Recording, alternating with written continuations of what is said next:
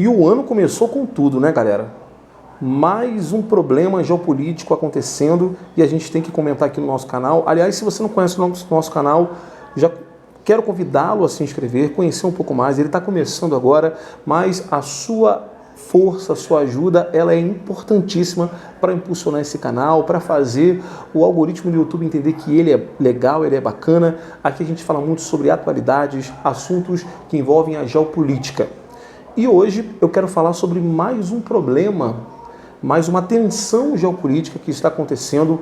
E essa tensão, ela é bem complexa mesmo, porque a gente está falando do Irã. E quando a gente fala de países ali, daquela região ali, Oriente Médio, Ásia Central, é muito complicado porque envolve armamento nuclear, envolve potências bélicas, envolve Estados Unidos, enfim, é uma coisa terrível. Mas vamos lá, vamos começar aqui falando um pouco sobre essa tensão no Irã. No final do ano passado, ou seja, agora em dezembro de 2025, começou uma série de tensões, de conflitos populares no Irã. Por que surgiram esses conflitos no Irã? O que acontece? A economia do país não anda bem já há um tempo. E a inflação, ela aumentou muito, ou seja, surgiu uma crise muito complicada no Irã.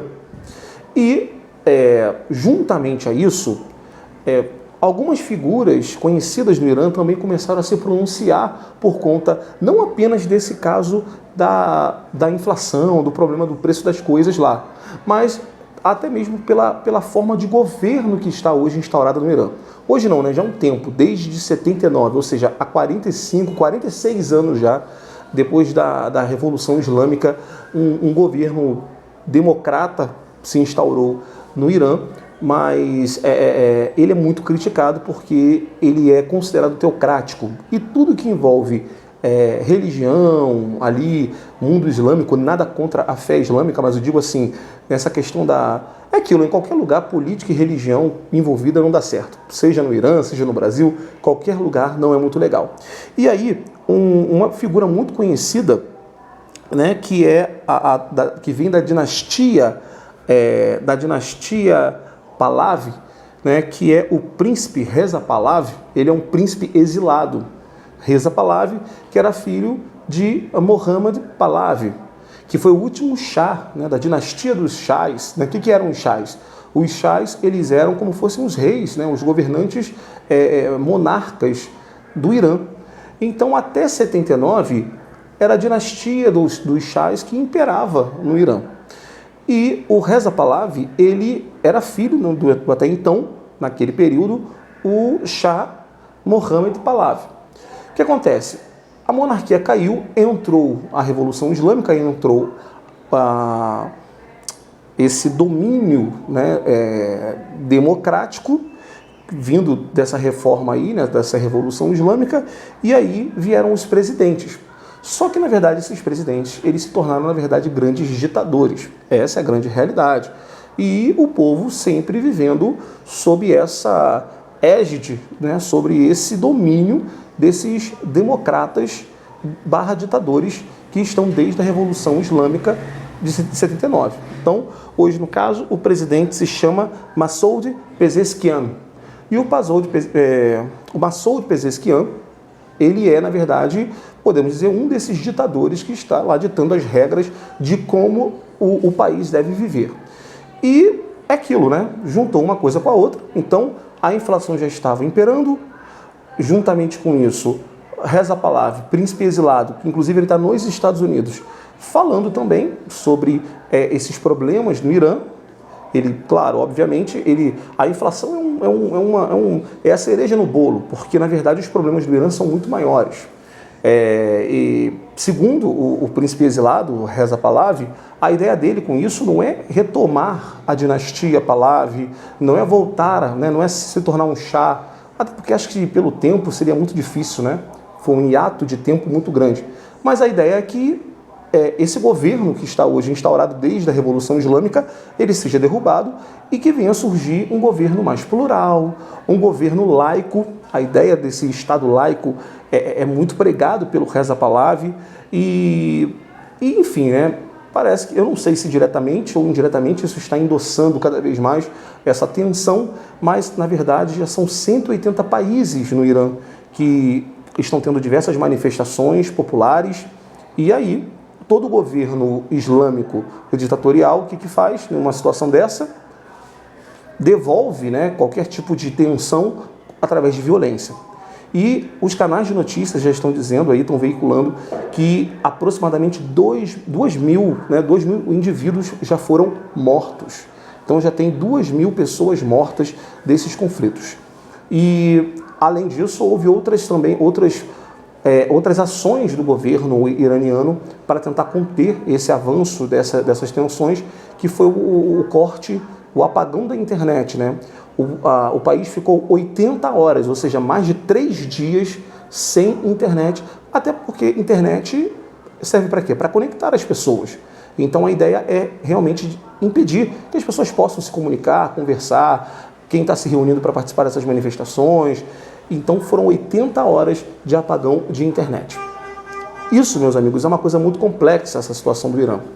Por quê? Porque nessa situação aí, né, de um príncipe exilado falando uma coisa, o governo fazendo, né, o governo iraniano tentando, através da violência, da repressão, acabar com essas revoluções que já estão em 180 cidades do país. Gente, é muita cidade. É muita cidade. E dentro disso tudo, quem que aparece? Donald Trump, isso mesmo. O presidente dos Estados Unidos também está aí dando seus pronunciamentos sobre essas tensões no Irã. E a fala do Trump, a gente sabe que o Trump ele está empolgado. Então ele já começou o ano, no dia 3, prendendo Nicolás Maduro, que era um ditador, né, aqui do nosso país vizinho aqui, a Venezuela. Logo após também está conversando aí sobre essa questão da aquisição da Groenlândia. Nós fizemos um vídeo aqui no canal sobre isso. E agora essa questão também do Irã, ele também está se envolvendo. Ele já falou que se continuar dessa maneira, ele não tira a hipótese, né? Não desconsidera a possibilidade de colocar tropas americanas também nesse embate, nessa situação que está acontecendo no Irã. O Irã respondeu, falou que, na verdade, essas tensões estão sendo coordenadas pelo governo norte-americano, ou seja, é uma instabilidade causal, proposital, né? Foi feita de propósito pela política externa norte-americana, e também responsabilizou Israel, né? Aí eu já acho que ele está viajando um pouco, né? Enfim, mas é isso que eles estão falando, né? Os iranianos, o governo iraniano, melhor dizendo, com relação a esse pronunciamento dos Estados Unidos, né? E também está responsabilizando aí Israel por esses conflitos internos. Minha gente, por que eu acho que é muito complicado o que está acontecendo no Irã? Porque, primeiro, como eu já disse, o Irã ele é uma potência bélica. Tudo bem que a gente nunca escuta falar do Irã, como a gente ouve falar dos Estados Unidos, da Rússia, da China, até mesmo da Coreia do Norte. Mas a gente não pode desconsiderar o Irã. O Irã, ele é uma potência bélica, ele tem armamento nuclear, ele faz enriquecimento de urânio, ou seja, ele é um país que tem um programa nuclear. E a gente sabe que a grande tensão, existe tratados entre países na ONU justamente para conter esses programas nucleares nos países. Nem todo país pode ter armamento nuclear, né? Então, se você tem um país que ele é conhecido por ter um programa nuclear, então esse país ele não é qualquer país, né? E algo também curioso dessa tensão é que o governo americano, o Donald Trump, já falou que ele vai tarifar, lembra do tarifaço? Que qualquer país que tenha relação comercial com o Irã, ele vai tarifar em 25%. Ele vai taxar em 25%. Então, não sei se você sabe, né, mas o Brasil é parceiro comercial do Irã. E outros países também poderosos são parceiros comerciais do Irã, como, por exemplo, Rússia, China. Então, é bem complicada essa situação que está acontecendo agora, porque, como eu falei, não é um conflito simples. A gente está vendo um povo que está cansado por conta dessa revolução islâmica, né? Desde 79, o povo tem tido governantes opressores, né, ditatoriais, e governam de maneira ditatorial.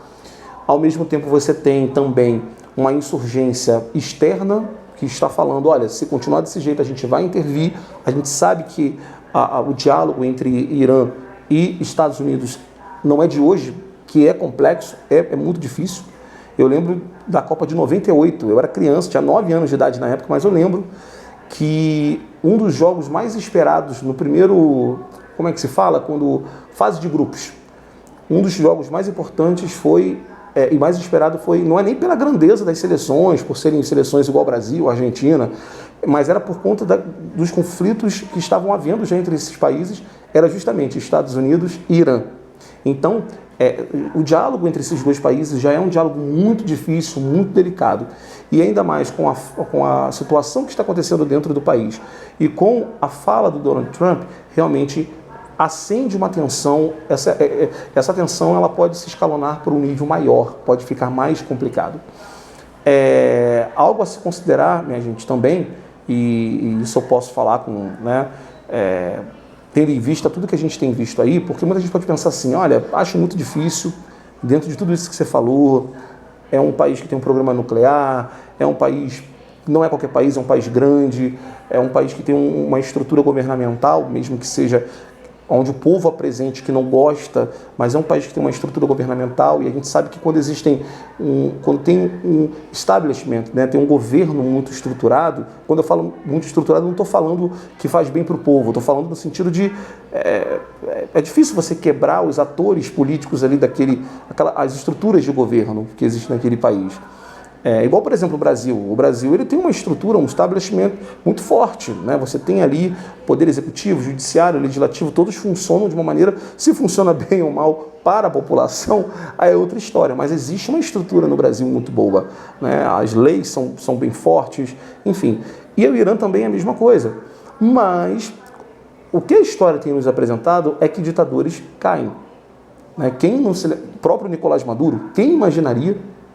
Ele que tinha a Suprema Corte da Venezuela, ele que tinha, se fosse pensando que um dia dentro do seu país ele sairia, né, pelas forças legais do próprio Supremo Tribunal da Venezuela, ou até mesmo pela própria oposição, ele nunca sairia. Mas aí, rapidamente, uma ação militar americana, muito bem coordenada, né, dentro de um olhar, eu não estou aqui falando... pegando lados, né, ou a favor de um ou do outro. Eu estou falando no sentido, militarmente falando, foi uma operação muito bem feita. E o que acontece? O Maduro estava lá, né, todo pomposo, venceu recentemente mais uma eleição, né, e o que acontece? Foi pego pelo governo norte-americano, numa ação muito bem feita, muito bem sucedida, melhor dizendo. Né? E quem não se lembra de Muammar Gaddafi, ditador da Líbia? Ninguém talvez imaginaria que ele seria pego e que os próprios populares, né, iriam quase que matá-lo, ou mataram. Né? Enfim, ditadores caem, ditadores são depostos, né? As coisas elas vão mudando. Então, o que eu posso dizer para vocês é que eu não me surpreenderia se a Revolução Islâmica, né, se o governo iraniano, da democracia iraniana, ela viesse ruir, né? Porque a gente está vendo um povo, né, internamente falando, um povo muito descontente com o seu governo, por conta de todos os problemas econômicos, fora outras coisas, e a gente também está vendo uma pressão externa para que isso também venha acontecer. Então, vamos ver aí o desenrolar, né, os próximos capítulos dessa novela, e fiquem tranquilos que eu vou estar aqui prontos para descomplicar a geopolítica, prontos para falar de uma maneira mais clara o que está acontecendo no mundo, à nossa volta ou longe da gente, tá certo, gente? Um forte abraço, se inscreva no nosso canal, dê uma força e comente sobre isso aqui. Um abraço.